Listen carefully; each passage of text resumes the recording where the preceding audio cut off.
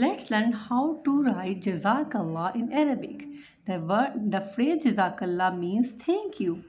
The literal meaning is may Allah reward you for your good action.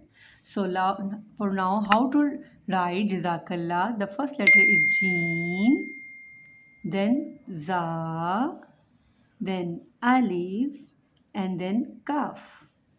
Jazak. And for Allah, it's alif in the beginning, then lam comes 2 times, and then ha in the last. The half shape of jim join the za, then alif in isolated shape, and then the kaf. Jazak.